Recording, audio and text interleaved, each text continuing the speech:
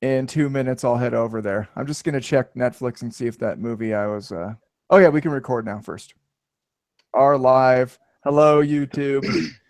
The 6 of you who watch our show each week, we appreciate you. We're just gonna record or set our audio to record so we can do the audio version of the podcast. Recording. Jinx. Okay.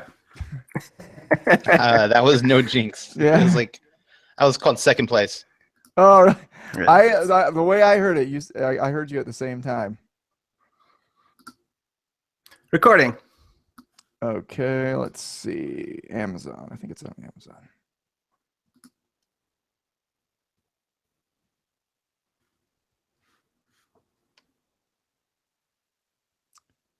Let's see.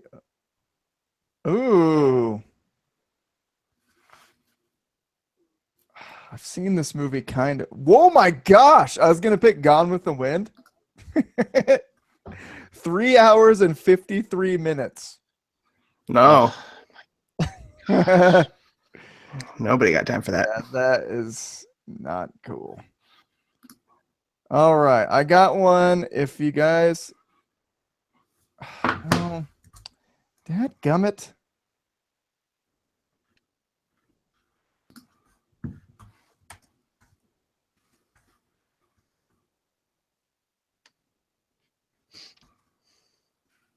Okay. Well, it's time to start the show. So I'm going to have to just pull it out of my butt. All right, I'll be right back. I'm going to stream the thing on Facebook. Cool. Starting the stream. Woo!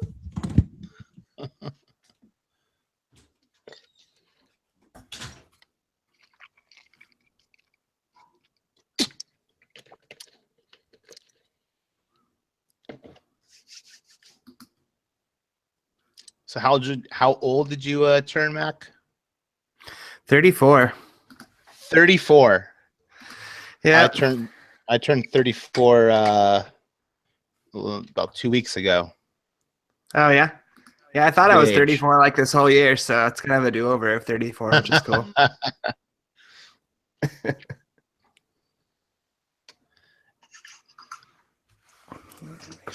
How old did you turn, Mac? Just kidding.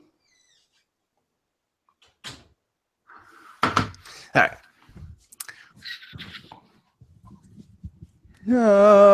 Bum, bum, bum. All right, I want to confirm that it's. Has anybody checked on Facebook? I want to make sure that. I'm looking at it. Yeah, it's we're looking live. Okay, that's good.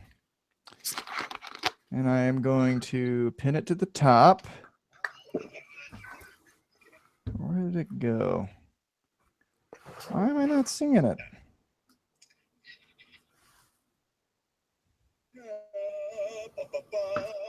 Okay, yeah, that sounds good. I'm looking at it. Yeah, it's looking live. Cool. All right, I Awesome. got it going so I can read the comments. Yeah. Okay, I got to turn mine off. As we're all checking it, you can like hear the stream on each of our microphones and everything. I can hear your stream, Todd. You can hear my stream, but I want you to feel it. Okay. Crap, I got to pick a movie for next week. Dude. I have a bunch of movies I've written down, but I just want to make sure that they're like available. Let's see.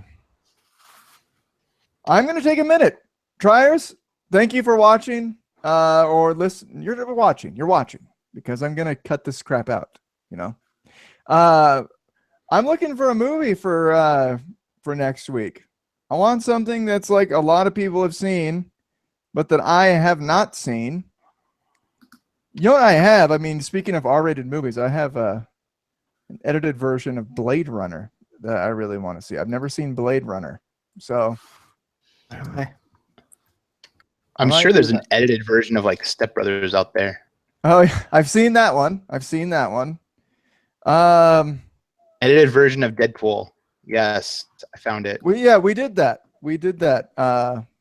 Like right when it came to DVD. We did. Andy Whitlock was on that episode. Yeah. Let's see.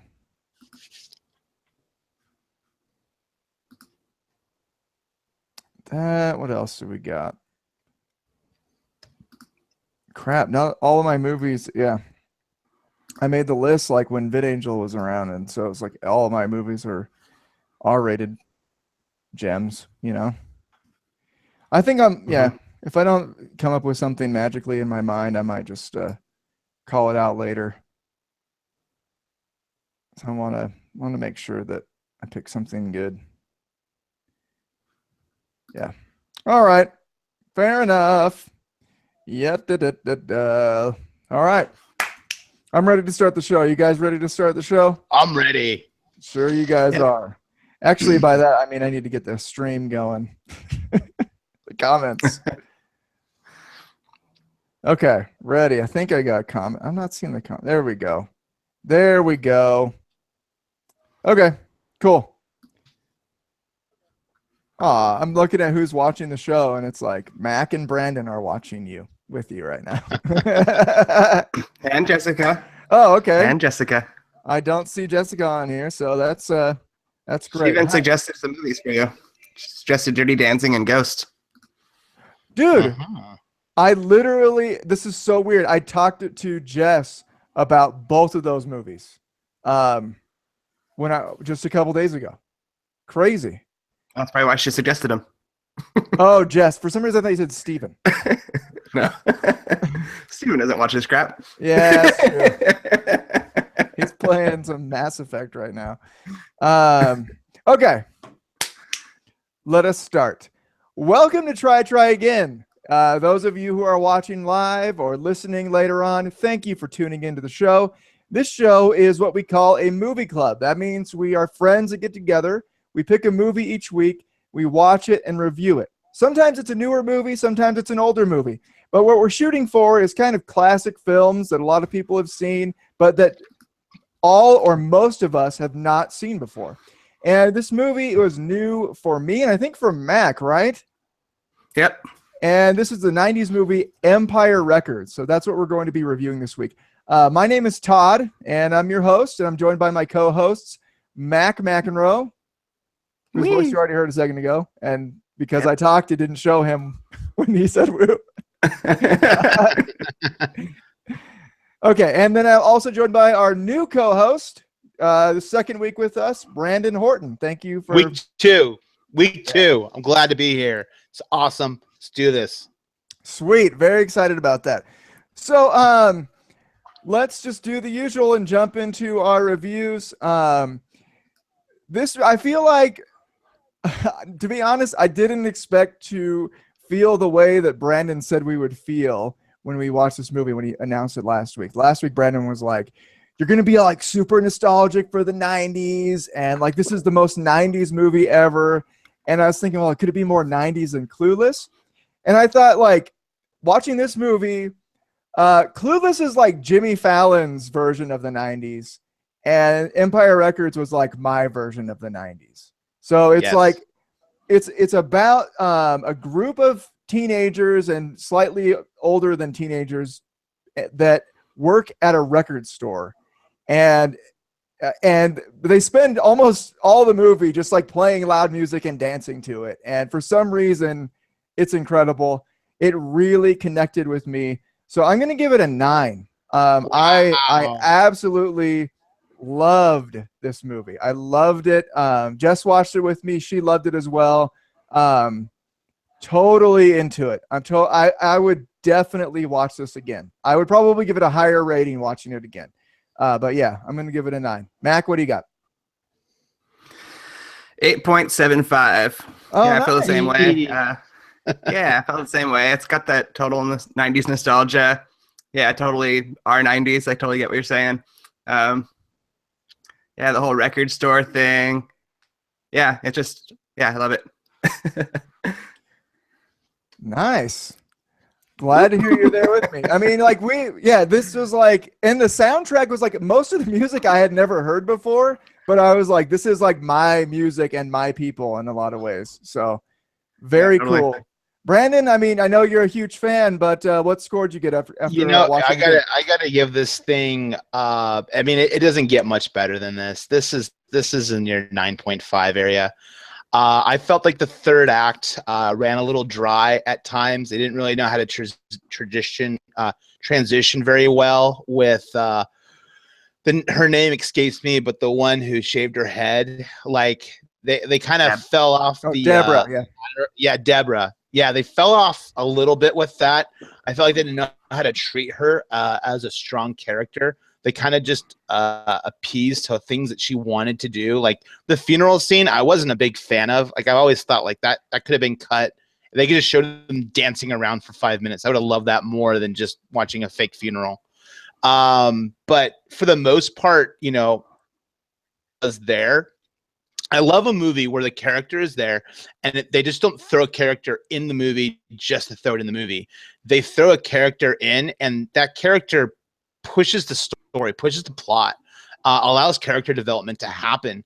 And so it's really just a big cast of supporting actors and actresses. That's all it is. There really isn't like a lead actor who like, this is their thing. It was just a bunch of kids who are going through life on the craziest day in 1995 and on Rex Manning Day of all days, right? Like Rex Manning Day. Couldn't believe it. Okay, so Rex Manning is not a real guy, right? That was just for the movie. No, he's not. No, he's not a real guy. But he was never a real guy. He's kind of like made fun of like a Fabio in a way, like if Fabio like started singing like. But we do get this idea, like he was totally this individual who he was previously a big deal, like back in the 70s and 80s. He's holding on to what's left of his career by this one hit that he has, semi one hit. So basically, he's Jesse Katsopoulos. In a way. If I could say he's relevant to like 2017, like this would be like imagine Joey Fatone like coming out with a hit, and not really a hit, but like it's like number 50 on the top 500, like a Joey Fatone, and like, oh, my mom loved you type of thing, like that would be relevant. But no, I love the movie. I mean, I absolutely thought it was phenomenal. Every time I've seen it, I remember watching it back in high school. Was I in high school? I was from middle school. It was it just nostalgia all around. I mean, we're all kids of the born in the 80s and lived in the 90s, and this is right down your alley. This is like our John Hughes. You know, we were a little young for Pretty in Pink and all that. You know, that wasn't our generation to speak to, but this right here was like, it nailed it. I loved everything about it, from fashion to music to language to cheesy. It was perfect. Yeah, totally agree with that. All right, favorite character, Mac. What do you got? Probably Mark. Oh, the guy okay. who played, the like punk rocker kid with the stripy shirt and stuff. Yeah, I love that guy. You can't go wrong with the stoner. Punk rock. The stoner Just character spazzy punk rock nerdy guy. everything. Dude, the pot brownies, assuming they're pot brownies, they're supposed to be pot brownies, right? The Guar scene when he's eating the brownies was like one of my favorite scenes. He's like, Mark, you should be in our band. He's just like all thrashing. He gets eaten by some sort of caterpillar looking thing. And what's his reaction? His reaction's like you know. That's the I gotta say, I was surprised at how much I liked like Liv Tyler and Renee Zellweger in it. Like I didn't. They were both think they were so fantastic. awesome. Yeah. They were so like anti, like looking for the spotlight. Like they were great. They were great supporting actresses. Those two, I couldn't have been more pleased. Like they finally showed like some good acting chops. Yeah. But I mean, both did a great job. So absolutely on that one. I'm kind of torn. I actually I really like Lucas. It's weird though, because like he's like kind of like a philosopher kind of guy, but then he's like kind of dumb at the same time. So his like philosophizing is kind of stupid sounding. And I felt like some of his humor like wasn't that funny to me, but I felt like that made him more likable somehow. I Yeah, don't he had know. that like 90s hipster vibe where he's just like trying to come across as super philosophical and intelligent, but he's just actually just a dude, you know? Yeah. That's kind of him. Yeah. And I love that. Like something about Yeah, like it it's hit awesome. it so perfectly. And he was like his lack of funniness somehow made him funnier to me. Like Yeah. he was And I feel like I've seen that guy at shows back in the day all the time, you know? Oh, Like when yeah. you go to see the hipster bands, it's like so many of that guy. Yep, like at the invention of emo, he was at like every show in the late 90s. Yeah. I really liked also if I well, actually Brandon, you want to go first because I have a second one, but I'll Go maybe for it. No, go. My second one is Warren, partly because we never found out his real name. None of the characters seem to care. He gives so there's this kid, Warren, if you didn't see the movie, there's a kid that gets caught stealing CDs from the store. And they catch him and they're trying to like question him and stuff. The people that work at the store are like questioning him, like, what's your name? And what does he say his name is? Warren Beatty? Warren Beatty. Warren Beatty, yeah. Yeah, he says his name's Warren Beatty, which is the name of like an actor, right? He's like a famous actor, kind of. Yeah.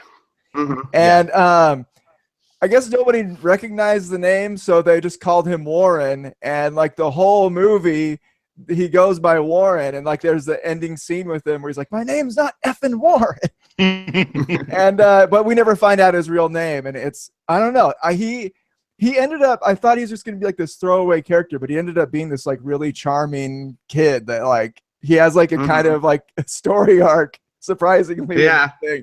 And I thought that was just fantastic, man. He was I don't know something about that kid was awesome to me. Brandon, who's your favorite? I'm gonna have to go with Mark. I was a big fan of Mark. This is a very similar cast that did Dazed and Confused, which would be kind of like it came out like 2 years earlier before this. It's like the R-rated, similar guys, similar cast, and he's in that as well too. And Mark Landon, something like that. That's his real name. He's been in a lot of different things, but this is where his career was in the limelight, and he just nails just the goofy cornball. Like I aspire to be like Mark in ways. I'm being serious. Like I aspire to be like Mark in ways of like this dude could just go up to anyone, anytime, anywhere, and he's just like friendly, what's up, open, charming, like here just to hang out, good time type of guy. Like he's so cool. And at the same time, what I love about Mark is like he breaks the fourth wall like Lucas, and he doesn't get caught up in the drama. Like he's not caught up in like everyone else is having some sort of I don't know, teenage love story going on. A good time, man. That's all he's in. That's all he's here for. Yeah. That's cool. I love it when he goes up to the girl listening to music, like the ballerina girl dancing, and he just like grabs her leg. Kisses her foot. It's Like- smooth. That's an awesome character. Like that is a wonderful character. I love it when characters are built like that. Yeah. Mhm. And I Pretty feel lovely. like there's so many. Oh, I liked, what's his name? Eddie, the guy with like the curly hair, the stoner guy. Yeah. Oh man, I really like that guy and just like the conversation. And he was again like he seemed like this throwaway character. He didn't really have like a story arc or anything, but he's just like occasionally he would be on there and he'd say something funny. And he's just like he seemed like such a real person though. Like he was kind of ugly, you know, like he looked like just a normal guy that would be your friend in the 90s. And then they have this like I don't know if you guys watched all of the credits scene, but like there was like Mark and I think his name was Eddie, right? Am I wrong? Right now? I think so. think Sounds that's about right. So the guy I'm calling Eddie, hopefully his name Eddie, but during the credits, there's like this part where they're sitting on a curb, Mark and Eddie, and they're talking about like what the best punk band is, or you assume that they're talking about that, but we kind of come into the middle of their conversation and this guy, they're talking about Henry Rollins and how he's kind of a tool, and which is really funny to me.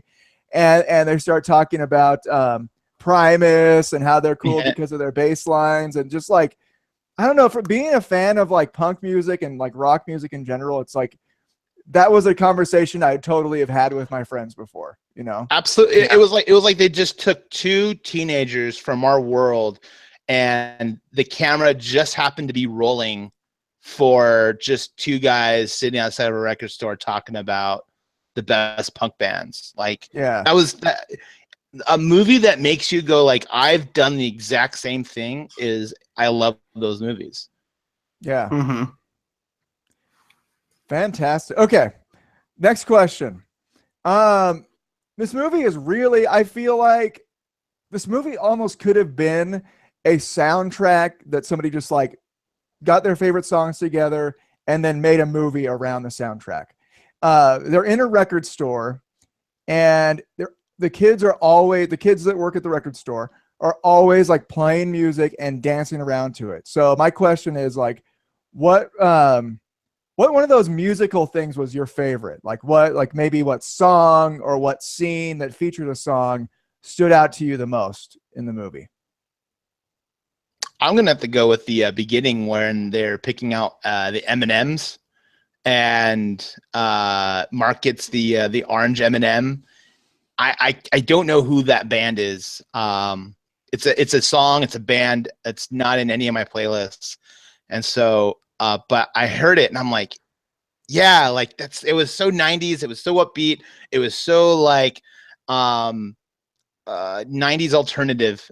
Well, I'm a huge fan of that genre, and I loved it. And everyone's going around, everyone's singing, everyone's having their own character play with that song, and that scene with that music, I loved it. Everything about that, loved. So that'd be mine. Awesome. Mac, what do you got? Yeah, I can't remember what the music was, but I remember there's a scene like with Deb dancing, and they show it from like above and stuff too, and they show like the whole store, like even all the customers are dancing. I thought that was super awesome. Yeah, that was just like, yeah, I wanted to be there. I hate dancing. I think my one of my favorite parts was like kind of an extended scene when they played "If You Want Blood, You Got It" by AC/DC, which is like, I'm a fan of that band. I wouldn't say I know every single one of their songs, but I know like a handful of their albums and all the hits and more, you know. And that's like easily my favorite AC/DC song. And it was like really cool to see that in the movie, and that it got so much love, and these people are like super rocking out to it. My other thing that was not a scene, but it was a reference to a band. I don't know if you guys picked up on this or know this band, but they talked about the Shags a lot. Yeah, that was awesome. No, the Shags. Way over my head. What's going on? What is this? Dude, look up the Shags. I don't even want to say. Okay, I'll just tell you this. Okay, Mac, you can correct me if I start going off. Okay, so the Shags are a band. They're from the '60s, I think. And there was this dad who basically like made his daughters learn instruments and make a band. And they did. They might not have been ready to make a band, but they made it. They made not quite. Okay, I've seen the Partridge Family. But yeah, they weren't quite ready to make a band yet. They still made several albums. They definitely lacked the talent to be a band. And so yeah, if you look up the Shags, it's a glorious thing, man. It's a glorious thing. Maybe I'll share something. They have a song about Halloween that I share a lot on Facebook on Halloween because it's like my favorite Halloween song. Yeah, I'll post it to the Try Again Facebook page. But yeah, if you look up the Shags, you're in for some good times. Going back to the band that I couldn't think of, I found the playlist on Spotify, and that the band is called Ape Hangers, APE Hangers, HANGERS, Ape Hangers, like, but like that's just so like. Take me back to high school right now. Like, this is like, yes. I don't know. Just, I mean, that right there, it for me, man. I'm in. I'm all in. That's that, and everyone was getting into it. I love it. Awesome. Well, that are there any parts that you guys want to talk about, or Any other thoughts of the movie before we go into the random question segment? If you've never heard the soundtrack, go and do it. I mean, the artists are Gin Blossoms, Cranberries, Toad the Wet Sprocket, Better Than Suicidal Ezra, Tendencies, yeah. Yep, Cracker. Some cool 80s stuff in there. I can't remember the name of the band. Can't remember the song off the top of my head, but and you know what the thing never with met a girl like you before. That song. Oh yeah. Oh gosh, I don't even know what that is. And but the thing with the soundtrack is that they don't even have all of the music on there. The whole movie, like for those of you who love Guardians of the Galaxy and who love how Guardians of the Galaxy is just one big soundtrack playing at the same time as the movie, kind of like if you've ever done the Wizard of Oz to Dark Side of the Moon, having a soundtrack with a movie come together. If you're a fan of this is the best movie you could watch. If you haven't seen it, go watch it. The soundtrack is top notch, and it's very much, you could tell, like I believe Tom Gunn, the director of Guardians of the Galaxy, he takes a lot of Empire Records and he puts that into Guardians of the Galaxy by having a playlist and some sort of track, if you will, of just nothing but wonderful music, not really staying within the bounds of that genre. He's really kind of expanding in a way and allowing that to drive the story. The music really is a character in this movie. Yeah. If you look at it, the music is a character. It makes people dance. It gives people emotions. It makes people feel love, hate, jealousy, happy, sad. The music is a character in this movie. And if you haven't seen it, go watch it. Yeah. I support all of that. The music might even be the main character of the movie, because like you were saying earlier, they're all supporting actors. All the characters, like the movie starts out with this character named Lucas, and you kind of feel like he's going to be the main character through the movie, and he's really not. He's in the movie a lot, but he's not in the movie any more than anybody else is. And there's lots of scenes that don't include him. And so, yeah, like there is no real main character. The only main character is the music, Yeah. Yep. And at the same time, it's the music that at the end, when they're talking on the curb and they're talking about the best punk band, I mean, the whole world is happening around him. A car crash happens around him, and the only thing they can focus on is the music. So if you're a music lover, this is the best movie you can watch. Yeah, for sure. Great suggestion, Brandon. Brandon picked it last week. Mac, do you have anything you want to bring up before we move on to random questions? Nope. All right. Let's head over to our random question segment where we pick a random question and we talk about it. So just random crap, pulling it out there. I'm going to go first. My random question is, what is the best punk band? Now, I don't want to talk about your favorite punk band, but like the band that most embodies punk rock to you. So try to be objective, but and we can argue with each other about it on this one. But you're allowed to make fun of me for mine if you want to. But Mac, why don't you start us off? Best punk band. All right. So this one's super hard, but I think if you're just going by number of great songs, you have to go with the Ramones, because there's like at least 50 songs that like every word to when you go on Spotify. Like they just have so many like just great songs that are just super fun. Yeah. Even though they're all kind of the same song. But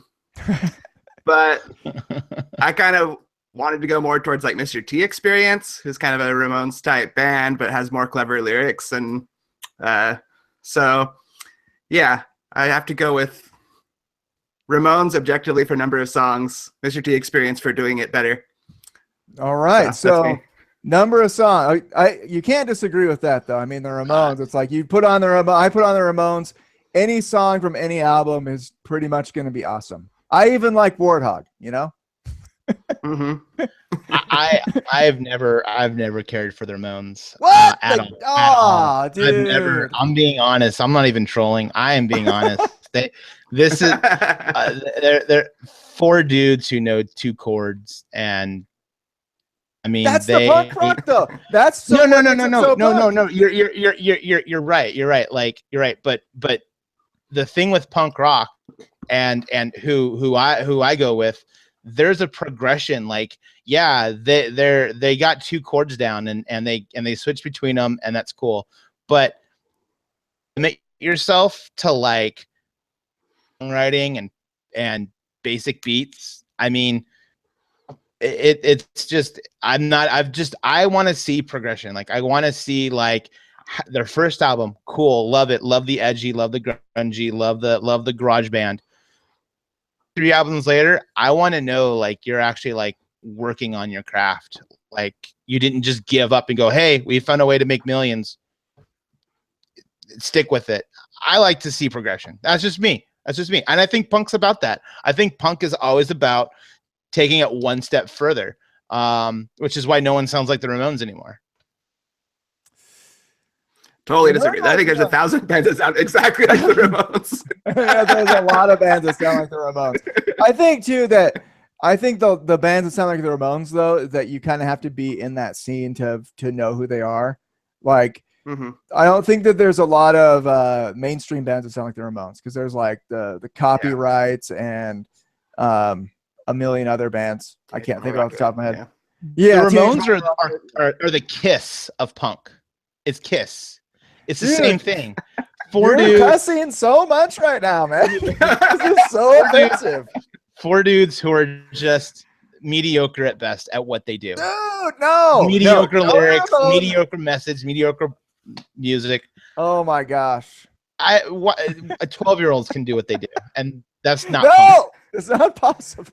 No, I think the Ramones. They weren't my pick for the best, but I think as far as like percentage of songs that totally freaking rock and I love, yeah, they're top for me. And as far as bands like I choose to listen to, they're probably the number one that I choose to listen to, and I want to feel like listen to some punk rock. So what did you pick, Brandon? And I'm gonna tear it apart because you're back on the Ramones. I went with my first thought was Operation Ivy. That was my very first pick, but fair enough. There wasn't enough meat on that bone for me to kind of label it that. I mean, 1 album and a couple of gigs, and it's all folklore at this point. But I'm big Op Ivy fan, always have been, and all that. It really kind of came down to Bad Religion. I think by far they do. I mean, one of the best drummers in punk, hands down. Their lead singer is a genius, literally. I mean, the dude has degrees, I believe PhD. Does that make him punk though? You know, it does. Okay. It makes him punk. It makes him punk because he's actually like a part of real world issues and not just some like paranoid teenager who's thinking that the man is always out to get him. Like his lyrics are deep, like, and the way that he takes so much of like a Rage Against the Machine, very like if you say, I mean, I put them, you know, their lyrics are very punk. They're not punk music, but very punk lyrics. They take real issues and they just drive it home, and they just say, this is BS. This is why it's BS. F you if you don't agree. I mean, that's punk. And I went with Bad Religion. All right, it's a good call. I've never it's not a band I've ever like really super gotten into, but anytime they come up on Spotify, I'm like, this is awesome. But yeah, if you're gonna the Operation Ivy thing, they're amazing. Every song's perfect. And then Common Rider, if you're gonna go with Jesse Michaels and where he went from there, was 2 albums at least of super awesome songs. Dude, yeah, Jesse Michaels is a punk rock genius, man. And yeah, I feel that exact same way. And I think it's kind of cheating too, because Mac and I have like really similar tastes, and we've been friends since this movie came out. Yeah. So what the band I picked was Rancid, And I feel like, All right. which is basically the post Operation Ivy band, but without Jesse Michaels. Yeah. But I feel like they embody like the mohawks and the out of tune singing sometimes, and the laziness, and the sing along anthems. A lot of amazing songs. You look at like the bass lines of Matt Freeman, according to the movie, with like bass lines are a huge part of punk, which is really funny to me because I never thought that in my life once. But I mean, Right. Matt Freeman is like one of the best there is, I think. Just like, Yeah. the bass solo of the song Maxwell Murder by Rancid. If you haven't heard that Yeah. song, like listen to that bass solo. And he's not like a finger picking guy, or is he a finger picking guy? I don't know. I don't But know. anyway, so. super fast, and but it's really punk at the same time. So yeah, and they got Lars Fredriksson, who's like the most punk guy ever. So yeah, I went with Rancid on that one. Yeah, Yeah, I think it's a good choice because they have like a variety of like super punk, like fast punk hardcore songs, and then super like fun radio sing along anthem songs. So Yeah. it's good. I just want to know if I would have said Green Day, would I have been kicked out? Not by me. I like Green Day. I kind of do. I actually saw Green Day like 6 months ago. One of my friends had like he won a radio contest and he got me in for free. And we saw him like in a tiny venue like the size of my garage, and that was kind of cool. But I'm not like a huge fan of everything, but like even most of their new songs, I think like it's hard to argue that they're not good. Like I listen to them and I'm like, I don't listen to them that much, but it's like watching them play live and hearing them on the radio or whatever, I can't say that they're even their new stuff is bad. Like it's pretty cool. It's like, yeah. And I get the impression that even though they're like the biggest band that ever made it out of punk, pretty much, like I still feel like they're kind of punk rock guys. Like I don't feel like they've changed a whole lot. Like I still feel like they have that East Bay, Gilman Street, like street cred to them. They still feel like authentic to me. I could not disagree more. I mean, they're not even allowed. They're not allowed to play in the East Bay. No one. What was it? Gilman's or something like that. Yeah. Yeah. They're banned from life because they sold out. I mean, they went into Billy Joe Armstrong, in my opinion, he's a guy that he figured out how to take punk and just take it half tempo on them, add in some quirky little teenage lyrics in it, and what do you know, he's a multimillionaire because of it. Green Day is the ultimate sellout. Like, to me, when I think of like the song by Real Big Fish, Sellout, like they should have just called that song Green Day. It is just Green Day just went at it and said, we're gonna sell out, we're gonna speak to the kids in high school. I remember when Dookie came out, a big fan of Dookie, love Dookie, but they went and I don't know, they watered it down so much. I loved American Idiot. That was great. I love the anthems that they had in there. In time, man, that voice, those lyrics, it's just this woe is me, identify as a teenager. And I can't listen to the new stuff. It's not punk to me. It's pop at this point. Very I don't good. really feel like they were ever like a punk band though. I feel like they always kind of were poppy. I don't feel like they, I don't think there was a conscious decision like, hey, let's just water this down and make it famous. I feel like it's just that's kind of what they wanted to play. Like, I don't know. I have an issue with like the term sellout because you can't really know if anyone's a sellout unless like you know them personally. It's just like, because you were talking like progression. Maybe they wanted to progress in like a more like, let's be more casual, let's do a more fun song, like whatever. It's impossible to say without knowing the guys, what their motives were. I look at it sellout wise is that you can listen to their music before Dookie, and it was very punk. It was very, very fast. It was very East Bay punk. And then as you keep listening to the albums that they pushed out time after time, you could hear the tempo go down. You can hear the lyrics be less about, damn the man, like Lucas would say, and more about, high school's tough, and or my parents hate me, I don't identify with them type of lyrics. And it turned like you can. There's a lot of bands that sell. Look at AFI. Listen to AFI like 2002 AFI, 2003 AFI. That is hard. Like that's really, really good music.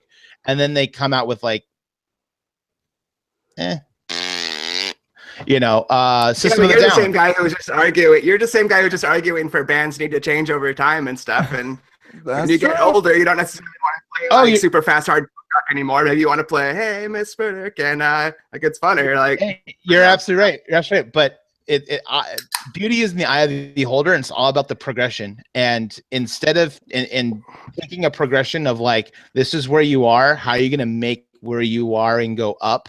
I feel like a lot of people go, this is where we are, let's go down. It's in fact, I wouldn't call it a progression, I would call it a regression. But that's just my opinion. I mean, that's just the way it kind of goes. When I listen to certain bands and I hear, wow, what they were doing earlier was better, I'm all in. I look at a lot like Blink-182. Listen to Chester Cat. Like Chester Cat, and then Dude Ranch kind of has a little bit of it in there, a little bit of that old Chester Cat feel, and then it just goes down after that. Turns into the pop. Yeah. I've never cared about Blink-182 Yeah, so that's a hard one for me. I'm not even like a Green Day. I'm not even a Green Day guy. Like, I like when they come on or whatever, but I'm not like, I've never been a huge Green Day guy, but I just have a hard time with the sellout thing, because just because they don't evolve in a direction that you want them to evolve in doesn't mean that they're not evolving in the direction that they want to evolve in. That's where they are musically. That's where they want to go. Yeah, I agree with that. I think too, I mean, you look at the Ramones too, and it's like, and I would say that they're like one of the legendary punk bands, and they definitely had some evolution toward the 80s where they sound like almost a different band, But you could argue that those are good songs. Like I think Pet Sematary is a good song, and I think a lot of their 80s songs, like Bonzo Goes to Bitburg, I think that's a magnificent song, one of my favorite Ramones songs, but it's really nothing like their, 70s stuff. So anyway, let's move on to our next question. That was one question. We got one more though, right? Mac, you didn't come up with one, did you? No, I have one. Okay. Let's go to Mac then. Go for it. All right. So I actually stole this question, but what 90s fashion from this movie or not from this movie would you want to bring back for yourself? Start with Brandon. I used to wear a lot of Bugle Boy back in the day. I'd go to Mervyn's, get the Bugle Boy shirts. I used to wear those. That was my very first thought, but I digress. I'm gonna have to go with baggy. Everything baggy. Just baggy pants, baggy shirts. So much bagginess. Just baggy. Just no one knows the curves of the body anymore. And that went everywhere. Like all the girls, like it was just baggy. And if it wasn't baggy, it was skin. One of the 90s, it was baggy and then skin. And so it was this polar opposite. So for me, it would be the baggy clothes. And that goes into, wrapping your sweater around your waist, classic, to having suspenders maybe too big, or a hat too big, too baggy. That's what I would probably say. Orange County. The opposite of Orange County. Nice. Todd, go. Plaid skirts. Okay. Weird. It's not a dude fashion, but I think plaid skirts are pretty awesome. And I'm gonna leave it at that. I'm a married man. To our Scottish listeners. That's one. Shout out to those Scots. Bagpipes. Speaking of which, Korn used to have bagpipes in their songs. Listen to Adidas. Oh my god. It's all right. I'm not going to listen to Korn. Yeah, I mean, I'm with Todd. I love the chick fashion from the '90s. It's super hot. But as far as what I would want to bring back for me, I love like Mark's like Adidas shirt with those stripes on the side, and you see like the same thing in Scott Pilgrim with the vegan guy, like those shirts. Oh, I love those shirts. I want some of those shirts. What about Lucas's turtleneck? Anybody feeling that? No, Sweet turtlenecks. Black turtlenecks, man. I like the black on black hair. I like and all just that. Pumas though. I like just Pumas. Oh, nice. Hey, Nice. hey, I want the girls to go back to wearing oversized docks. Like Liv Tyler pulled those docks off. That was good stuff. Like I'm a big fan of docks, but to see her like wear those, and those look used too. Those look like they've been to many shows. You know, the blood stains of honor. You know, and so I wouldn't mind. I wouldn't mind the docks coming back. All right. I even like Deb's shaved head. Like you don't see shaved heads anymore, but I thought it was pretty hot. Yeah. Yeah, she looks kind of cool with her shaved head. All right, Brandon, what's your question? Pulled it off. My question is: if Empire Records classic movie came out in 1995, it emphasized 90s culture, Gen X. Everything about it was all about this is who you should wear, this is what you should look like. I mean, this was Breakfast Club 10 years later. So, yeah, of all the different people. My question is, if they were to remake Empire Records and turn it into a 2017 version, how would it look? What would the kids be like? What the different genres of kids do you think that we'd end up seeing with the 2017 version of Empire Records? Mac. Man. Yeah, I mean, when you asked this question, I realized how out of touch I am with the kids these days. So I was like, I have no idea how this would look. Would like use the word lit and woke a lot more, but I don't know, like even our intro. Yeah, I can't answer this question. I am that old guy. What do you like? What do you think they'd be doing? Like, what tack do you think? Do you think they'd just be? Well, give me an idea. What do you think it would be like? Some of the See, kids I couldn't. Yeah, I couldn't even think of like an equivalent to a record store today. Like, there's nothing like that. There's like a gathering place for young kids to go, like, you know, be awesome together or whatever, and have debates about music. Like, I can't think of like an analog for what that is today. Yeah, I have no idea. I have no idea. I thought the same thing. Like, it's really hard to think of that because there is no record store, and that's a cause to be lamented, man. Because there was something freaking awesome and about record stores. Like, there was one of Mac and I have a friend who owned a record store, and our band played there all the time. And I would go there like after payday, with my first job, and I would just look through the section of music and I would buy an album that had a cool looking cover. And that would be the band that I listened to for the next like couple of weeks. Yep. And one of the bands I got from there was the Gadgets. And that band is awesome. They're so cool. Yeah. That's how I got into the Rentals. So I had the similar experience, but it was with the Hippos. The Hippos are one of my favorites, man. Love the Hippos. Fantastic ska band, man. And you know, later on, not as ska, but still fantastic. I picture 2017 this, you know, they're not being a record store, but a group of kids, like 5 or 6 kids, hanging out at a friend's house. Everybody is sitting around with their phone and their headphones, and they have their own Spotify playlist, and nobody's communicating to each other because this thing is just dead. It doesn't exist anymore. And it's something to be sad about. I couldn't agree more. Yeah, I when I thought of this question, I was like, wow, I really put myself in a corner because I think kids these days, they would be, if it's not at school, let's just put the average age of these kids at like, you know, 1. I mean, if they're not in college and not in school, I don't know where they're going to be. They could be at a friend's house. They could be at a mall or a Walmart. I don't know where they're going to be. But the point is like, the kids are not going to be together. I think that's the key thing. They're not going to be together. They're just going to Snapchat every conversation. The whole conversation of like which punk band is better is going to happen over a Snapchat now.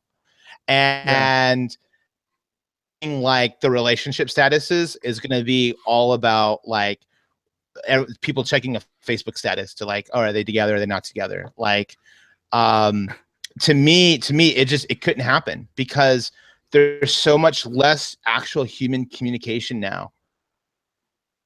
Then that's all that existed. No one had the cell phone. No one is, going out and discovering news. It was all word of mouth that they found out, like, hey, Luke is like lost $1,900 or $9,000 at Atlantic City. And like, if that would have happened in real life, like he would have like Snapchat or something like that. He would have posted on Facebook or Instagram some sort of like, hey, this just happened. Everyone would have found out immediately, but instead it kind of trickled in and people were like, oh, did you hear? Oh, did you hear? Oh, did you hear? I can't remember the last time I've had one of those, oh, did you hear, from an actual human being who heard it from someone. Everything is just so Snapchatty. The movie, it couldn't work today. It couldn't work today because it's all technology now. It's all people sharing it via a Snap or a Facebook. It's sad, but that's what it'd be a lame movie, basically. This is the most curmudgeonly we've ever sounded. Well, yeah, no, it's so true. Kids these days. I think you actually said kids these days like 5 times. Dude, I would love. I think we have to be wrong about this. I think if we had someone from the generation, I think if we had someone who is from that generation now, they'd be able to point things out to us. I just think that we're not there with it. I just think we don't know what they're doing. Yeah. I mean, we have to be wrong. It'd be like Spotify. It'd be like people on Spotify are like, just they'd be like listening to like music and like they would share it. And because that's how people were like, oh, hey, listen to this. Hey, listen to that. In the movie was, they would go in that little booth and they're listening to the music. So they could actually like listen. I remember being in one of those, Dave Matthews, before These Crowded Streets came out in '98. And I went into a booth in a Tower Records and I listened to like, that album for many Foo Fighters. Same thing. I'd go into a booth and I'd listen to it and I'd go, is this something I want to buy? Like, is it speaking to me? Whereas kids these days, there's no buying pretty much. They have their subscription to their music or it's on YouTube and they can just go, oh, cool. I like it a lot. Willing to put a sacrifice of like, here's my money into it. They're just like, oh, I'll just go download it or I'll just go stream it. And it's unfortunate to get that music back then. Yeah. Yep. I don't know, I think it seems like there's like everyone's a DJ now. So I think there's that like scene where kids gather around and listen to DJs spin and play, dubstep and all that crap. Oh gosh. And yeah, I think there are equivalents. I think we just real musicians. They press play. That's a real musician right there. Press play. And then look at me. Oh, we're so old. I know we are. I've always said though. My birthday. I'm 34. I don't need to feel like this, guys. I've always wanted to be, not always, but in the last 5 years, I've decided when I grow up, I want to be a curmudgeon, and it's just happening. It's happening, and it feels great. It feels great. I haven't yelled at any kids to get off my lawn yet, so I'm gonna have to get some grass, and then so I can yell at them. But being a curmudgeon is fun. If you're listening to this and you are not an old fart like the three of us, tell us what the kids these days actually do, how this movie might look in 2017, because we have no freaking idea. I think there's the DJ scene, there's the club scene, there's the protest scene, protest scene. And stuff. Like that's how kids gather now. They get together and they protest things and stuff. They're like socially conscious kind of thing. It's just the whole thing is just at an anti-Trump march and they're just like playing some music. All right, so that was an interesting conversation. Wait, we didn't go to Brandon's question, did we? No, we did. We went to everything. Okay, so that's it for this week. Let's go to next week. Next week's movie is my pick, and I'm going to pick a movie we talked about today, and that is The Breakfast Club. I've never seen it before. Have you guys seen it before? And Brandon, sounds like you've seen it before. Have you seen A it? billion times. One of my Okay. favorite. Okay, cool. Mac, have you seen it? I haven't seen it in my adult life. I saw it when I was younger. Okay, so that sounds like a pretty decent pick, right? Is that okay with everybody? You can veto Absolutely. it if you want. Okay. Okay. Breakfast Club I'm gonna next put week. a challenge. I'm gonna put a challenge to this. I'm gonna put a Okay. challenge to this. You have to eat breakfast while watching this movie. What It if I doesn't eat breakfast food at During night? breakfast time, it could be at any time. Like I watch my movies, after the baby's asleep. But that's the challenge. Breakfast while watching The Breakfast Club. Fair enough. Bonus points if you watch it. Points. Oh no, Mac disappeared. All right. Well, that's cool because we're wrapping up anyway, right? Well, this has been Try Again, a movie club. Remember, we pick a movie each week. Next week will be Breakfast Club. So please tune in 8:30 p.m. Pacific time on Thursdays is when we do the live show, and the audio version comes out in iTunes and wherever else you subscribe to podcasts later on. Sometimes a week later, sometimes even more than that, just depending on when I get to it. And Mac is back, which is great.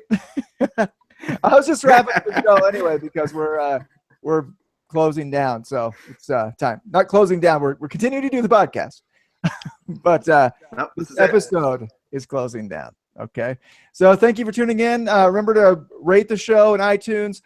You can find us on Facebook at Try Again Podcast. Keep up with updates there, and you can comment on the live show. We'll try to engage with you as we do the show. Yeah, thank you for tuning in. We'll check you out next week. Bye.